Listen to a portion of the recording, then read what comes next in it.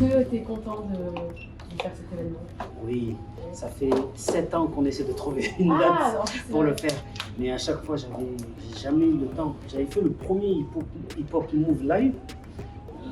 Parce que quand ils avaient ouvert Move, les patrons, c'était des amis qui étaient de la génération d'époque, qui étaient là-bas, qu'on a fait des projets.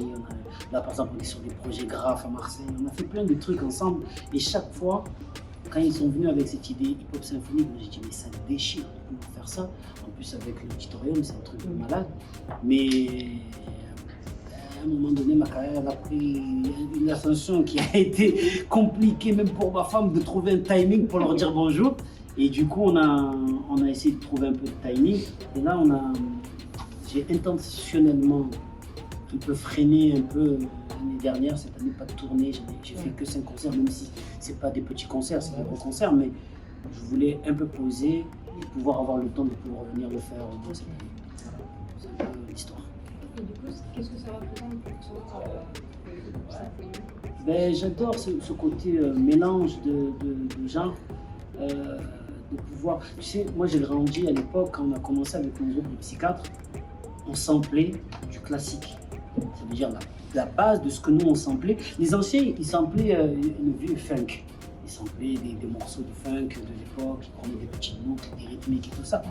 Mais moi, ma génération, on a grandi avec un groupe qui s'appelle Mobb Deep, qui ne faisait que prendre des classiques. Ça veut dire du Mozart, des Beethoven. Donc, quand nous, on entend des violons, pour nous, c'est oh.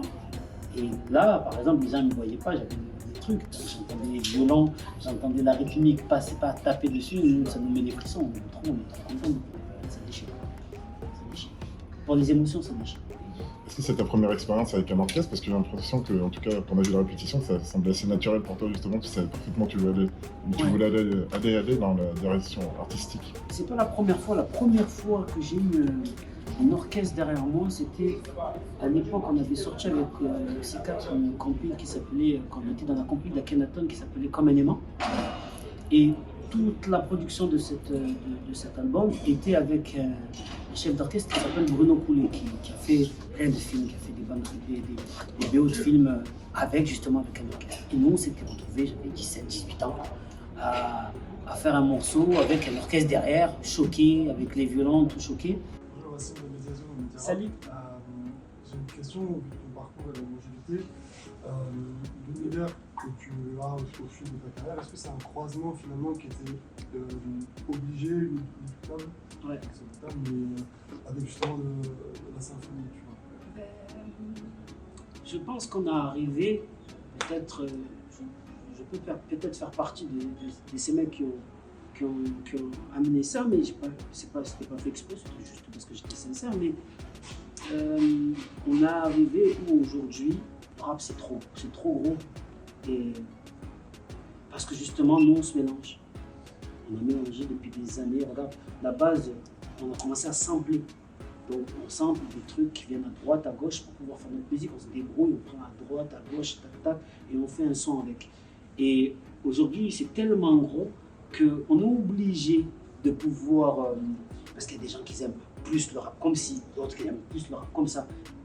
Donc je trouve que c'est logique qu'on en arrive à ce stade, parce qu'aujourd'hui aussi c'est tellement gros qu'il y a une partie qui le veuille ou pas, ils sont obligés de respecter que nous sommes vraiment des artistes. Moi j'ai connu une période où je faisais des festivals, je voyais des groupes de rock ou de reggae, ils avaient tous les instruments et tout. Nous, quand on commençait à dire on va venir, on va amener des trucs, ils nous ont dit ouais, mais vous n'avez pas besoin, vous avez un DJ, c'est fini. J'ai dit non, si j'ai envie de mettre une guitare voix ou un truc, comment on fait? Mais non, vous les rappeurs, tu vois, c'est des musiciens. Et voilà, tu as compris, vous avez la MPC, la platine et c'est fini. Et du coup, aujourd'hui, on ne peut pas nier que dans la musique urbaine, les rappeurs sont des artistes. Et donc du coup, le fait d'être là, c'est encore plus fort. En plus, on a Radio France. Je trouve que c'est le message. C'est une symbolique super fort. Comme m'a dit un collègue hier, il a dit c'est plus fort parce que ici, il y a les impôts que je paye, ils sont ici. Il a dit ça veut dire vraiment, c'est là où on marque la victoire. Mais une victoire en mode peace. Parce qu'on n'est pas venu pour pour imposer notre truc. On est venu, on a dit oui, ramenez, nous on est plus ouverts, venez. On ramène les violons, ramenez votre univers, on mélange notre univers. Et puis c'est pas dans l'idée où on a fait ce que vous vouliez pour qu'on arrive là. Ouais. On a fait notre truc. On a fait notre truc, on a marqué notre truc, et nous maintenant on choisit comment on veut faire évoluer notre truc. Et ça c'est très bien, parce que c'est totalement ça. C'est ça, C'est totalement ça. Je voulais savoir, du coup, je sais pas, ça fait combien de temps que t'as pas fait une petite salle comme ça? Parce que je sais que t'as fait du coup les Stades de France et comme ça. Et c'est ça, justement, ça faisait quoi? Genre, venir dans une salle où il y a moins de monde, peut-être un peu plus proche du public. Les gens sont assis. Voilà, où les gens sont assis. Enfin, ça se fait quoi de... Ça, les gens, c'est aussi c'est important. C'est Parce ça. que c'est très compliqué pour ça. Mais, Oui, bien sûr. mais les chansons choisies, qu'on a choisies, quand on va faire de même, Ouais. ben c'est justement des morceaux posés. Ça veut dire c'est des morceaux où justement où on est dans l'écoute, où on est dans un truc où on est plus assis. Après, pour répondre à ta question, j'avoue que quand on a fait le dernier stade, on était à Bordeaux, c'était un truc de fou. On était là devant 50 000 personnes, bien sûr, on était contents et tout, on redescend de la scène. Et il y a des gens qu'on croisait qui nous disaient « Ah, c'était super le concert et tout ». J'ai dit « Putain, mais je ne l'ai même pas vu ».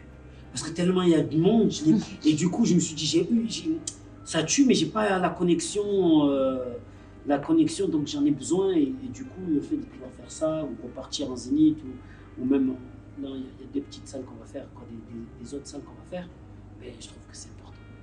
On est là depuis des années, maintenant on fait des stats, pas qu'à Johnny, un truc, pourquoi nous on n'aurait pas le droit. Tu vois, moi je trouve que c'est une grosse victoire. Quand je vois qu'après, juste après moi, tout le reste ont suivi, moi je trouve que c'est super fort, tu vois. Donc, mais oui, ça fait du bien de voir les gens dans les yeux. Merci. Donc, je vais revenir sur le choix justement des chansons, Ouais. particulièrement Africa. Quand tu la chantes, on a vu que tu as donné une direction à la chorus, entre autres. Ouais. Est-ce que c'est important pour toi, la manière dont elle sera amenée? Est-ce que c'est assez important pour toi, peut-être plus cette chanson qu'une autre? Oui, parce que en fait, c'est vrai que quand je fais mes albums, je fais plein de styles à l'intérieur. Mais il n'y a pas tous les médias adaptés pour certains morceaux. Donc du coup, la plupart des gens voient que le côté très variété, parce qu'il y a que les médias comme ça, il y en a plus. Donc on ne voit pas ce côté-là où je peux faire Africa. Et mon rêve, c'était que quand j'avais écrit cette chanson, c'est de pouvoir le faire avec un gospel un jour. Là, ça arrive. Donc du coup, je me suis cassé la tête, on est arrivé, Issam commence à me dire, il me fait écouter la version qu'ils ont travaillée. J'ai dit, il y aura des gospels, il me dit, oui, j'ai dit, il dit, ah ouais, là c'est la bombe. Et du coup, j'imaginais en tête comment je voulais faire, rajouter des gospels, amener les harmonies, toutes les harmonies et tout ça, j'avais en tête. Après, parce que aussi, moi, je viens d'un gospel aussi. Quand j'étais petit, moi j'étais chez les gospels musulmans, ça s'appelle les madrasas. Donc moi toute ma vie j'ai chanté dans les madrasas. Donc pouvoir le faire là avec les armes, c'est déchiré avec le gospel là. Donc moi c'est du pain béni. En tout cas, ça s'entend et bravo. Ah merci, bravo. C'est le plaisir. Anissa, journaliste au Bondi Blog, j'ai créé un article sur le chant signe. Oui. Et du coup, je voulais te demander, comme j'ai vu quand tu faisais un peu attention déjà à tout le monde, je trouve que c'était stylé de voir ça. Et du coup, tu es allé les voir, tu leur as demandé comment ça allait se passer. Qu'est-ce que ça te fait, toi, de te dire que tes chansons vont être réinterprétées en langue des signes, du coup, d'une autre manière, d'une autre façon, et entre autres par une personne sourde aussi? Qu'est-ce que ça te fait? Mais déjà, le choix des chansons, il y a par exemple Hiro, c'est parce que quand il m'a dit qu'il y avait le langage des signes, j'ai dit ah, on va faire Hiro. Parce que je trouve que cette chanson, c'est important, c'est le texte qui est important, donc le fait de pouvoir le faire langage des signes, je trouve que ça déboîte. Et ce qui est fort avec ceux qui interprètent, c'est qu'ils ne parlent pas, mais ils m'ont mis des frissons. Sur Africa, elle qui fait le langage des signes sur la chanson, elle était tellement dedans qu'à un moment donné, je la regardais, j'ai dit oui, j'ai fermé les yeux, j'ai dit je la regarde pas, on est en répétition, elle va te mettre les frissons et tout, tranquille, on garde pour demain. Et ça m'avait impressionné. Et après, quand on a fait Bruce Lee, qui est un morceau quand même un peu plus rap technique, où les punchlines elles vont là, ça va vite, ça revient, j'ai dit comment il va faire ça en langage des signes. Et chaque fois j'étais comme un enfant, parce que chaque fois que je faisais une phase où j'allais vite, je me retournais, je le regardais, je faisais comment il fait. Chaque fois comment il fait. Voilà, il va plus vite que moi, mais après il m'a expliqué qu'il avait déjà fait Eminem. Je lui ai dit, ah, ça. Si tu as fait Eminem, donc non, c'est super cool. Dommage, ce qu'il m'expliquait, c'est que comme il y a beaucoup de monde, ça aurait été des gains, comme on dit chez nous, ça aurait été des gains qu'il y ait eu des danseurs aussi. Tu vois, là, on n'a pas eu des danseurs, il y aurait eu langage des signes, danseurs à côté. Ça aurait été top, mais là, il n'y avait pas beaucoup de place. Voilà. Tu as déjà fait quelque chose au cours de ta carrière, c'est élargir les cibles. Les titres, les différents albums. Est-ce que tu penses, du coup pas spécialement pour toi, mais plus pour les autres artistes qui sont nichés rap, que c'est le bon compromis entre les gens qui de base n'écoutent pas forcément cette musique classique et les gens qui n'écoutent pas forcément de rap, ce beau mariage pour accéder l'un et l'autre à la discipline dont ils ne sont pas forcément la cible à la base? Alors, ça dépend. Parce que mon cas, moi, il est un peu spécial parce que j'écoutais beaucoup de rap, mais j'écoutais aussi beaucoup de soul américaine, beaucoup de variétés françaises. Comme je suis de génération 80, je me suis pris les Snoop, les NWA, autant qu'il y avait à la radio, il y avait les Jean-Jacques Goldman, ma mère elle écoutait Balavoine en boucle, elle écoutait Kulthum en boucle. Donc chez moi il y avait un gros bordel, tu as vu, de musical. Mon père, son groupe préféré c'était ABBA. T'imagines? Ça veut dire, chez moi, tu entendais toujours guémé, guémé, guémé dans la chambre de mon père. 2 heures après, tu entendais le Coran. Donc, tu vois le gros bordel qu'il y avait dans ma tête. Et moi, j'étais là en train d'écouter Wu-Tang et mon petit en même temps. Donc, pour moi, c'est un peu un cas différent. Je pense que pour les artistes urbains qui sont très niches rap, eux, c'est juste le kiff de pouvoir faire. J'essaye pas d'aller chercher le public. Je pense vraiment c'est le kiff même pour eux de pouvoir rapper sur un vrai violon et tout. Parce que tu as vu, la dernière fois, on regardait un concert, on en parlait avec des collègues, on voyait Jay-Z. Jay-Z, tous ses concerts, il y a des musiciens derrière, c'est pas qu'un seul DJ, c'est un musicien. Et chaque fois, on trouvait ça classe de voir ces artistes que nous, on admire de l'autre côté, avec ça. Parce qu'on trouve que c'est ça qui fait la prestance. Et je pense que quand tu regardes je vais en parler de Marseille, je vais parler de SCH quand il est avec l'hip-hop symphonique, lui dans sa tête il se dit bah là je dois avoir la classe. Tu vois ce que je veux te dire? Là il y a les mecs, on n'est pas obligé d'être en mode sauvage. Là on a la classe. Quand tu as presque, je te dis la vérité, tu rappes avec un costume, avec tout à côté, ça déchire. Tu vois, je trouve que c'est ce côté-là. Après, est-ce que le public extérieur qui ne connaît pas trop certains groupes de rap niche, est-ce que ça va les amener? Ça dépend des textes de certains, ça dépend des morceaux choisis par les rappeurs.